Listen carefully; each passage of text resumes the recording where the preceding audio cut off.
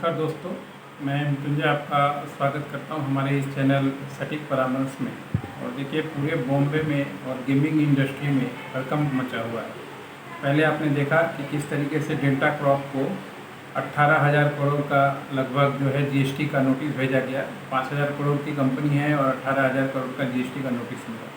इसके बाद अब देखिए, ड्रीम 11 को 25,000 करोड़ का नोटिस बॉम्बे हाई कोर्ट में चुनौती के लिए कंपनी ने रखा है। यानी जीएसटी वालों ने इनको 25,000 करोड़ का जो नोटिस है वो थमाया है कि आप इसका सफाई दीजिए और इसको आके बताइए कि किस तरीके से आपने क्या गड़बड़ी या क्या चीज़ किया है।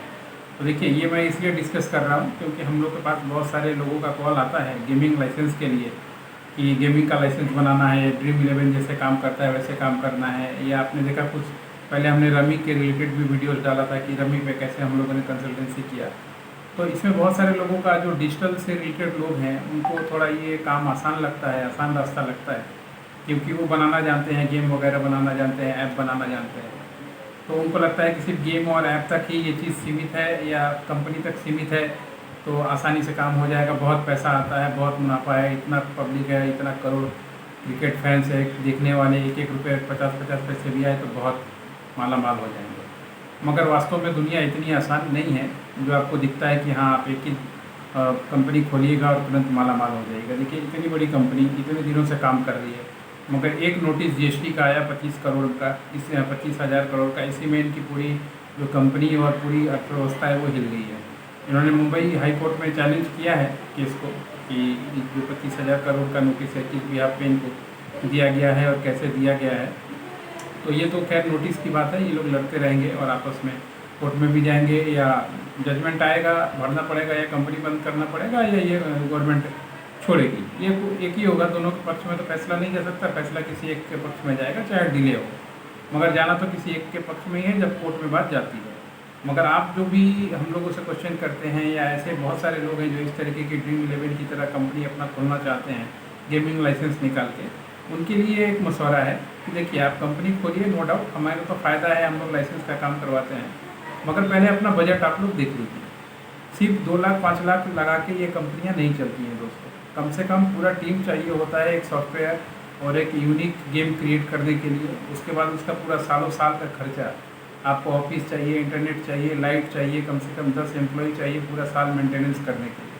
तो आप सोचिए, अगर इतना बैकअप आप चला रहे हैं, अगर 2 साल भी अगर आपका कंपनी प्रॉफिटेबल ना हो तो कम से कम 2-3 करोड़ तो आपको चाहिए सिर्फ कंपनी मेंटेन करने के लिए, रनिंग करने के लिए। उसके बाद जो रॉयल्टी पे करना पड़ेगा आपको अलग से, जो स्टेट आपको लाइसेंस देगा, जो जीएसटी का मामला आएगा अलग से, क्योंकि अब 28% जीएसटी है सबसे हाईएस्ट। इतना आसान नहीं है 28% जीएसटी को संभाल पाना या उसको रिपे कर पाना या कर पाना।